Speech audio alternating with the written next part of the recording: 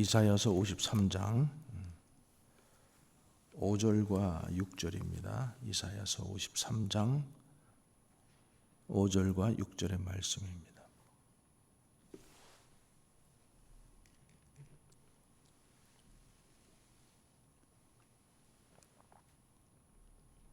자, 함께 봉독합니다. 그가 찔림은 우리의 허물 때문이요 그가 상함은 우리의 죄악 때문이라. 그가 징계를 받음으로 우리는 평화를 누리고 그가 채찍에 맞음으로 우리는 나음을 받았도다. 우리는 다 양 같아서 그릇 행하여 각기 제 길로 갔거늘 여호와께서는 우리 모두의 죄악을 그에게 담당시키셨도다. 아멘.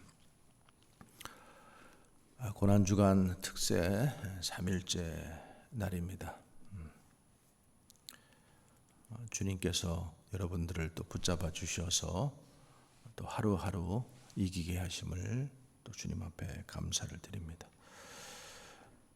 십자가의 능력은 치유하는 능력입니다. 우리 이사야서 53장 4절의 말씀을 보면은 그는 실로 우리의 질고를 지고 우리의 슬픔을 당하였거늘. 여기 질고라는 말은 병고라는 말입니다. 질병 때문에 받는 고통. 그런데 그 받는 고통, 그 질고를 우리를 위해서 지셨다라는 거죠. 여러분, 사람이 제일 슬플 때가 아플 때잖아요. 혼자서 아파서 병상에 누워 있을 때. 아픔은 평소보다 더 외롭죠. 그런데 이 슬픔이 어디서 왔는가 하면은 중요한 것은 하나님께서 치료하실 때에 근본을 다루시는데, 근본의 문제를 다루시는데 우리의 질고는 죄에서 왔다라는 것입니다. 모든 인간의 근본 문제는 죄에서 왔습니다. 그래서 주님께서 오신 가장 중요한 이유는 이 죄의 문제를 해결하기 위해서 오셨습니다. 왜냐하면 인간의 죄가 모든 병을 만들어냈기 때문이죠. 물론 모든 질병이 다 죄로 오는 것은 아니지만 그 근원적인 문제를 들어가 보면은 죄 때문에 병이 생기고 또 죄 때문에 질고가 생기는 것을 볼 수 있습니다. 예수님께서 오셔서 이 가장 중요한 문제를 해결해 주시는데 질병보다도 더 근본적인 문제, 이 문제가 죄의 문제인데 이 죄의 문제를 해결해 주시기 위해서 주님이 오신 것입니다. 그래서 마태복음 1장 21절 말씀에 아들을 낳으리니 그 이름을 예수라 하라. 이는 그가 자기 백성을 그들의 죄에서 구원할 자이심이라 하니라. 죄에서 구원하셨다라는 거예요. 여러분, 죄가 없으면은 저주도 없습니다. 심판도 없습니다. 또 질병하는 것도 애통도 없습니다. 주님은 이 죄의 문제를 해결해 주시기 위해서 오신 것입니다. 자, 그러면 어떻게 해결해 주신 것인가? 이 말씀이 오늘 우리가 함께 읽었던 6절 말씀에 있습니다. 우리 함께 읽겠습니다. 우리는 다 양 같아서 그릇 행하여 각기 제 길로 갔거든 여호와께서는 우리 모두의 죄악을 그에게 담당시키셨도다. 각기 제 길로 갔다라는 거예요. 하나님이 정해 놓으신 생명의 길이 있는데 그 길로 가지 않고 각기 제 길로 갔다라는 거예요. 그 길이 죄악의 길이죠. 이것은 마치 우리가 가야 할 길, 그 길이 있는데 그 길을 벗어나는 거죠. 탈선하는 것이죠. 기차가 철로를 벗어나는 것을 우리가 탈선이라고 합니다. 그러니까 우리 갈 길이 있는데 하나님께서 정해놓으신 그 생명의 길, 갈 길이 있는데 그 길을 간 것이 아니라 각각 제 길로 갔다라는 거예요. 제 길로 갔는데 하나님께서는 그 모든 제 길로 간 사람들의 그 무리의 죄악을 그에게, 누구예요? 예수님께 담당시켰다라고 말씀하시는 겁니다. 그래서 구약의 말씀에 보면은 이스라엘 백성을 위해서 어린 양이 희생하는 그런 말씀들이 많이 나오죠. 예수님은 세상 모든 사람들의 죄악을 담당하시기 위하여 오신 것입니다. 이게 십자가에서 나타난 예수님의, 하나님의 사랑이죠. 요한복음 1장 29절 말씀에 이튿날 요한이 예수께서 자기에게 나오심을 보고 이르되 보라, 세상 죄를 지고 가는 하나님의 어린 양이로다. 예수님은 죄가 없으신 분이죠. 성경은 예수님은 죄를 알지도 못한다라고 되어 있어요. 그런데 그분이 우리 죄를 담당하신 것이죠. 고린도후서 5장 21절에 하나님이 죄를 알지도 못하신 이를 우리를 대신해서 죄로 삼으신 것은 우리로 그 안에서 하나님의 의가 되려 하심이라. 죄를 알지도 못한 분, 그분이 우리 죄를 대신해서 죄로 삼으신 것을 우리는 대속이라고 합니다. 대속의 은혜. 그래서 이사야서 53장에 우리는 이 대속하신 예수님의 은혜를 경험하게 되는 것이죠. 대속이라는 말이 굉장히 중요해요. 왜냐하면 우리는 우리의 죄를 담당할 능력도 힘도 없어요. 그 죄값을 지불해야 되는데 우리는 죄값을 지불하기에조차도 아무런 조건이 되지 못하는 거예요. 그래서 우리 죄값을 담당할 수 없는데 예수님께서 우리 죄값을 담당해 주시기 위해서 십자가를 지신 것입니다. 그래서 이사야서 예수님이 오시기 600년 전에 쓰여진 이 이사야서의 말씀은 참 보석 중에 보석의 말씀이에요.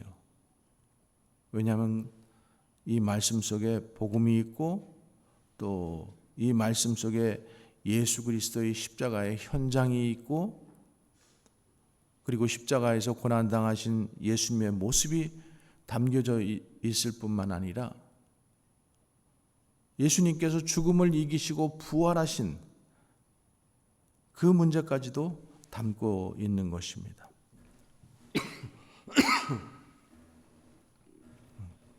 그래서 이사야서 이 53장은 보석 중에 보석이고 굉장히 놀라운 성경 말씀 중에 하나이죠.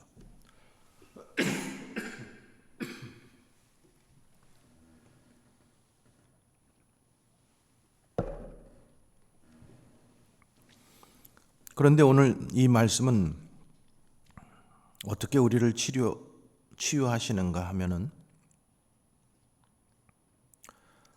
죄의 문제뿐 아니라 죄로부터 일어날 수 있는 모든 아픔들을 어떻게 치료하시는지 우리 한번 말씀들을 보면서 살펴보기 원합니다.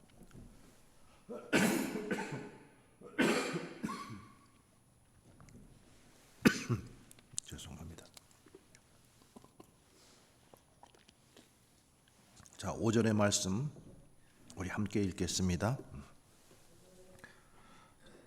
시작.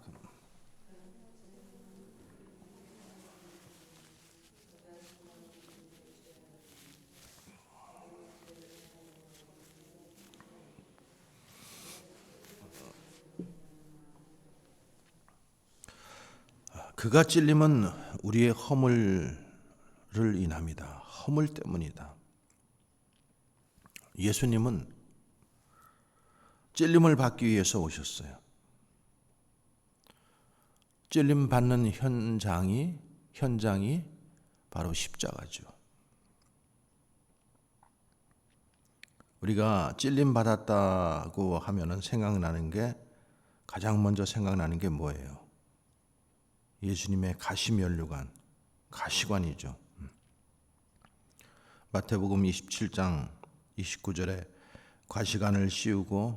가시관을 엮어 그 머리에 씌우고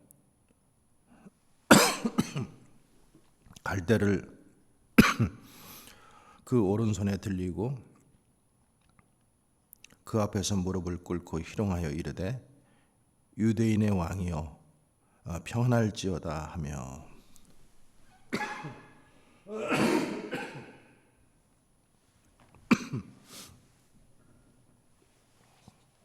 여기 보면은 두 가지 찔림이 나옵니다. 처음에 찔림은 가시관이고 두 번째 찔림은 희롱입니다. 우리가 육체적으로 찔림 받는 게 있고 또 정서적으로 찔림 받는 게 있습니다. 그런데 정서적으로 찔림 받는 것이 무언가 하면은 말이에요, 말. 그래서 잠언 12장 말씀에 칼로 찌름같이 함부로 말하는 자가 있거니와. 어떤 사람들은 칼로 찌르는 것처럼 말한다라는 거죠. 예수님을 가시관으로 찌를 뿐만 아니라 존귀하신 예수님을 말로 희롱하고 욕하고 그리고 가지고 놀았다는 거죠. 그것 때문에 예수님께서 육체의 찔림뿐만 아니라 마음의 찔림도 함께 받으셨다는 거죠. 또 예수님이 십자가에서 손과 발이 못 박히심으로 찔림을 받았어요. 여러분, 우리가 가시에 조금만 찔려도 고통스럽고 아픈데 예수님은 못으로, 그것도 대못으로 손과 발에 찔림을 받았어요. 인간이 받으실 만한 모든 고통을 다 받으신 거죠. 그리고 예수님은 로마 군정에 의해서 옆구리가 또 창에 찔렸어요. 그런데 그 옆구리에서 물과 피를 흘리셨는데 그 물과 피가 우리의 허물을 치료하게 되었다라는 거죠. 그래서 예수님의 피가 우리를 깨끗하게 하시는 것입니다. 자, 두 번째로 예수님의 상하심은 우리의 죄악 때문입니다. 상함이라고 하는 것은 상처를 의미합니다. 상처를 입은 것. 그래서 예수님은 육체의 상처뿐만 아니라 마음의 상처까지 입으셨는데 육체의 상처도 아프지만 여러분 마음의 상처가 더 아플 때가 많잖아요. 그런데 상처는 치유돼야 돼요. 치유되지 않으면 썩게 되어 있습니다. 썩으면 독이 나오고 고름이 나옵니다. 그리고 더 무서운 것은 그게 점점 퍼져가요. 그래서 나중에 깊어지면은 그 상처 부위를 잘라내야 되는, 그래서 상처는 참 위험한 것입니다. 상처가 치유되지 않으면은 썩어서 냄새가 나고 악취가 나고, 그래서 상처는 반드시 치유받아야 합니다. 예수님이 상처를 받으시고 상처를 입은 자들의 마음을 아시고, 그래서 예수님이 상처를 치유해 주시는 거죠. 상처를 우리가 부인한다고 해서 상처가 치유받는 것이 아닙니다. 예레미야서 8장 11절에 그들이 내 백성의 상처를 가볍게 여기면서 말하기를 평강하라 평강하라 하나 평강이 없도다. 지금 상처가 있는데 상처로 인정하지 않는 거죠. 특별히 남의 상처를 보고 괜찮아 이렇게 하는 사람들이 있어요. 그런데 자기의 상처가 되면은 몹시 아파합니다. 내 백성이 상하였으므로 나도 상하여 슬퍼하며 놀라움에 잡혔도다. 다른 사람의 자녀가 아프다 그러면은 괜찮아, 좋아질 거야 이렇게 얘기하지만, 내 자녀가 아프면은 놀람으로 슬퍼하며 그 상처를 어떻게든 치료해 주려고 하는 것이, 이게 아버지의 마음이고 이게 부모의 마음이죠.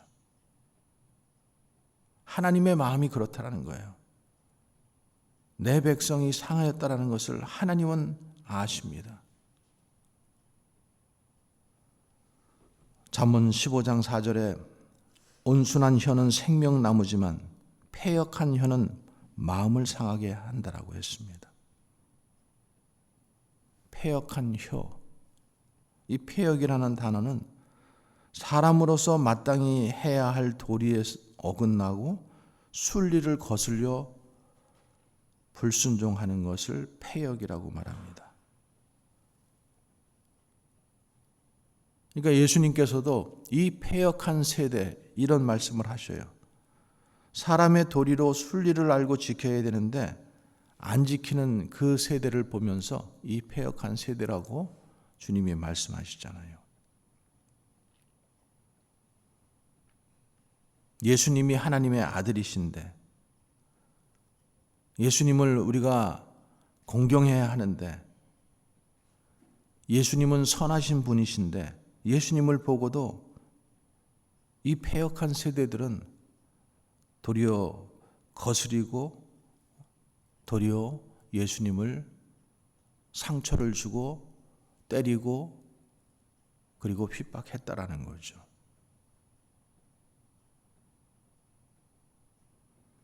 그러나 하나님은 상처받은 이 마음이 상한 자를 가까이 하십니다.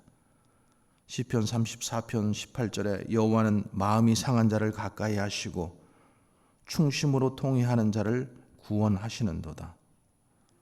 충심으로 통회하는 자, 회개하는 자를 주님은 구원하신다라는 거예요.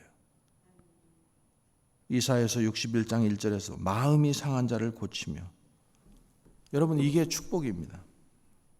왜냐하면 우리가 마음이 상하면은 주님 앞에 나오게 되어 있습니다. 하나님을 찾게 됩니다. 그런데 하나님을 찾는 그 자리에서 우리는 고침을 받게 된다라는 거예요. 세 번째로 예수님이 징계를 받으심으로 우리가 평화를 누리게 되었다. 그가 징계를 받음으로 우리가 평화를 누리고, 우리는 지금 하나님을 믿지만 하나님을 믿기 전까지는 우리는 아담의 죄 때문에 하나님과 불화했죠. 이웃과도 불화하고 또 하나님이 창조하신 자연과도 불화했습니다. 그 아담과 하와, 인간의 죄가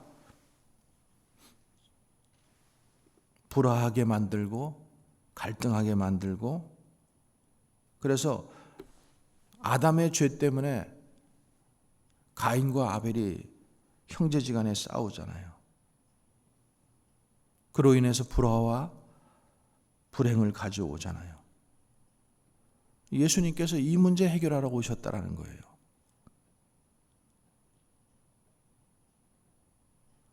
그래서 주님이 징계를 우리 대신 받으시고 하나님과 화목하게 하신 것이죠. 골로새서 1장 20절에 그의 십자가의 피로 화평을 이루사 만물 곧 땅에 있는 것들이나 하늘에 있는 것들이 그로 말미암아 자기와 화목하게 되기를 기뻐하심이라. 어떻게 화평이 임했어요? 평화가 임했어요? 십자가의 피로 말미암아. 십자가의 피로. 예수님께서 징계를 받아 피 흘리심으로 우리가 화평을 누리게 되었다는 거예요.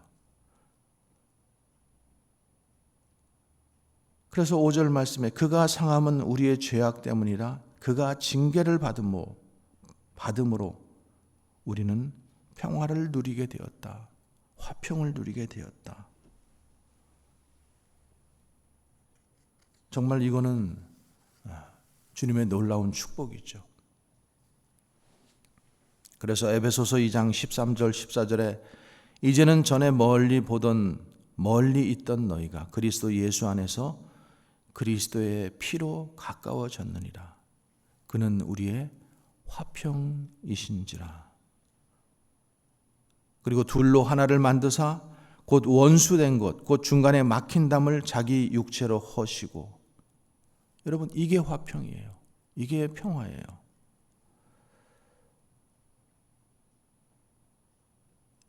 인간의 행복은 화평에 있습니다. 평화에 있는 거예요. 평화를 깨트리지 않기를 바랍니다. 우리가 언제 평화할 수 있어요? 기도할 때, 또 주님의 말씀을 묵상할 때, 샬롬이 그 안에 있죠. 하나님의 말씀에 순종했을 때, 내가 좀 불편하지만은 우리가 주님을 찾을 때 주님 안에서 평화가 임하고 화평이 오는 것을 볼 수가 있습니다. 여러분, 이게 큰 복입니다. 마음이 늘 불안하고 두렵고 뭔가 쫓기는 듯한 그런 마음, 사람을 병들게 하고 사람을 힘들게 하는 것이 그런 불안함과 두려움입니다. 그래서 우리는 두려울 때, 또 불안할 때, 화가 날 때, 분노가 일어날 때 주님 앞에 나와야 되는 거죠. 너 예수께 조용히 나와. 내 마음을 털어놓으라. 늘 은밀히 보시는 주님께서 우리에게 화평을 주실 줄을 믿습니다. 그래서 십자가는 화평의 언어입니다. 화평하게 하실 뿐만 아니라 화목하게 하십니다. 에베소서 2장 16절에 또 오셔서 먼 데 있는 너희에게 평안을 전하시고 가까운 데 있는 자들에게 평안을 전하셨으니. 예수님이 징계를 받음으로 우리가 누리게 되는 평안은 그럼 무엇일까요? 우리는 하나님의 평화를 누리게 되었어요. 주님께로부터 오는 평화, 하나님께로부터 오는 평화. 이것은 더 이상 우리가 죄인이 아니라는 의미죠. 하나님이 주시는 평화, 참 평화, 또 하나님이 주시는 평화, 이 평화는 세상이 줄 수 없는 평화입니다. 예수님께서 내가 평안을 끼치노니 이 평안은 세상이 줄 수 없다라고 하셨어요. 그래서 우리는 하나님과 사람들과의 관계 속에서 평화를 누리게 된 거예요. 모든 행복은 관계에 있습니다. 관계가 좋으면은 평화하고 화평하고 행복하지만 관계가 나쁘면은 우리는 힘들어하고 또 불안해하고 싸움이 일어나는 것을 볼 수가 있습니다. 예수님께서 오셔서 이런 갈등을 극복하게 하시고 그리고 화평을 누리게 하신 것이죠. 로마서 5장 1절에 그러므로 우리가 믿음으로 의롭다 하심을 받았으니 우리 주 예수 그리스도로 말미암아 하나님과 화평을 누리라. 네 번째로 예수님이 채찍에 맞으심으로 우리가 나음을 얻게 되었다라고 했어요. 그가 채찍에 맞음으로 우리가 나음을 받았다. 채찍에 맞음으로 예수님께서 우리 대신 채찍에 맞으신 거예요. 하나님의 아들의 몸에서 그 채찍에 맞음으로 하나님의 아들의 몸에서 피가 흘러나왔어요. 그래서 히브리서 기자는 이렇게 말해요. 짐승의 피가 아닌 예수 그리스도의 피가 왜 고귀하냐 하면은 하나님의 피이기 때문에 그 피는 우리의 죄악을 사할 뿐만 아니라 우리의 모든 질병을 육체의 질병, 마음의 질병, 영혼의 질병까지 치료함을 받았다라는 거예요. 그리고 이 말씀을 베드로전서 2장 24절에 친히 나무에 달려 그 몸으로 우리 죄를 담당하셨으니 이는 우리로 죄에 대하여 죽고 의에 대하여 살게 하려 하심이라. 그가 채찍에 맞음으로 우리가 나음을 입게 되었다라는 거예요. 우리 죄악을 대신 담당하심으로 나음을 얻게 하신 것, 이것을 지금 베드로서는 강조하고 있죠. 예수님께서 이 땅에 오셔서 사역하신 것 중에서 가장 중요한 사역 하나가 치유하시는 사역이잖아요. 병 고치는 사역. 그래서 마태복음 4장에 보면은 예수께서 온 갈릴리에 두루 다니사 그들의 회당에서 가르치시고 천국 복음을 전파하시며 백성 중에 모든 병과 모든 약한 것을 고치시더라. 또 마태복음 8장에서도 저물매 사람들이 귀신 들린 자를 많이 데리고 예수께 오거늘 예수께서 말씀으로 귀신을 쫓아내시고 병든 자들을 고치시더라. 자, 그리고 그 말씀 다음에 보세요. 이사야의 말씀, 우리가 읽었던 이사야의 말씀을 인용하는 거예요. 이는 선지자 이사야를 통하여 하신 말씀에 우리로 연약한 것을 친히 담당하시고 그 병을 짊어지셨다 함을 이루려 함이니라. 그러니까 성경의 말씀들이 이렇게 이루어지는 것을 우리가 보는 거예요. 예수님은 질고를 아시고 질고를 당하셨습니다. 그리고 모든 상처를 대신 받으셨습니다. 예수님이 멸시를 당하시고 그리고 우리를 존귀하게 만들어 주셨습니다.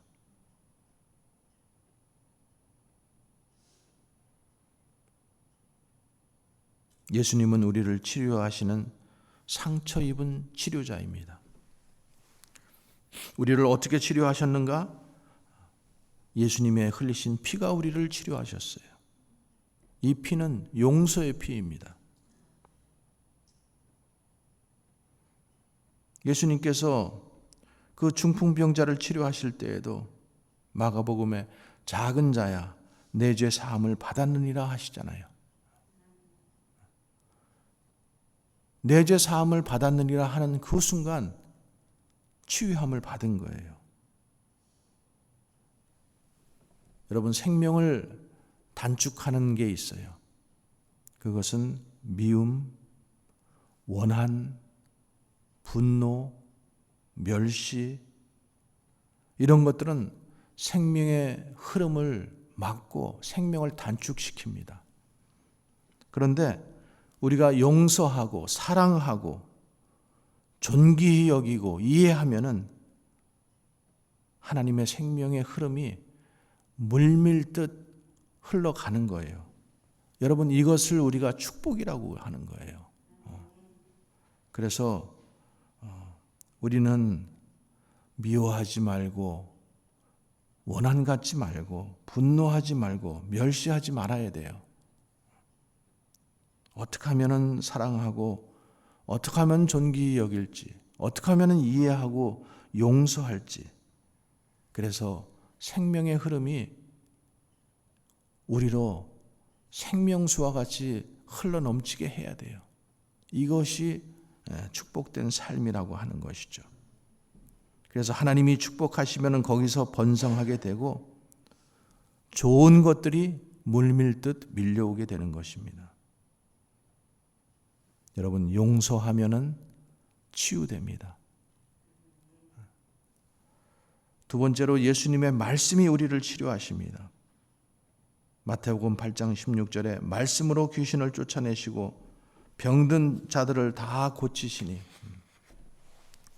말씀으로 주님께서 말씀으로 치료하셨다라는 거예요. 말씀으로. 말이 사람을 치료하게 만들죠. 말이. 좋은 말 해주고 존중해주고 사랑해주면은 그 안에서 치유가 일어나는 것을 경험할 수가 있어요. 잠언의 말씀처럼 칼로 찌른같이 말하는 사람들이 있다라는 거예요. 공동체 안에서, 가정 안에서도 마찬가지죠. 굉장히 자기는 의롭다고 생각하고 칼로 찌른같이 사람의 마음을 후벼 파놓고, 그런 사람들을 좀 조심해야 되죠. 멀리 해야 되죠.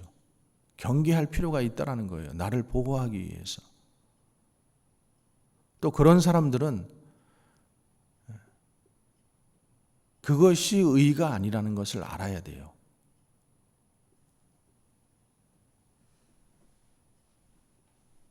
다른 사람을 존귀히 여기고 그리고 상한 영혼을 치유하는 언어로 우리의 언어가 바뀌어야 되는 거죠. 예수 믿으면은 바뀔 수 있습니다. 세 번째로 성령이 우리를 치료해 주십니다. 예레미야서 8장 22절에 길르앗에는 유향이 있지 아니한가, 그곳에는 의사가 있지 아니한가, 딸 내 백성이 치료받지 못하면 어찌 됨인고. 주님께서는 또 때로 의사와 약을 통해서도 우리를 치료해 주십니다. 어떤 분들은 믿음으로만 고침받는다고 기도만 하시는 분들이 있는데 주님께서 말씀하셔요. 의사가 있지 아니한가? 왜 내 백성이 치료를 받지 못한가? 모든 약들, 거의 많은 약들이 여러분 이 세상에 있는 식물들이나 나무나 이런 것들 속에서 그 약의 재료를 추출해서 약을 만든다라는 거예요. 하나님께서 이 자연 속에 모든 약들을 만들어 놓으셨어요. 그러니까 우리가 결코 약을 무시하고 의사를 무시할 필요가 없죠. 그러나 여러분, 우리가 한 가지 기억해야 될 것은 최고로 좋은 의사는 하나님이시고 최고로 좋은 의사는 예수님이시고 성령님이십니다. 그리고 최고로 좋은 약은 신약과 구약입니다. 이 말씀 안에 모든 치료하심의 능력이 있습니다. 사랑하는 성도 여러분, 예수님이 십자가에서 돌아가셔서 그가 찔림은 우리의 허물 때문이요, 그가 상함은 우리의 죄악 때문이라. 그가 징계를 받음으로 우리가 평화를 누리고 그가 채찍에 맞음으로 우리가 나음을 입었도다. 어떤 목사님이 암 걸리셨어요. 이제 말기예요. 그런데 이 이사야서 53장의 말씀, 특별히 5절의 말씀을 계속 암송하신 거예요.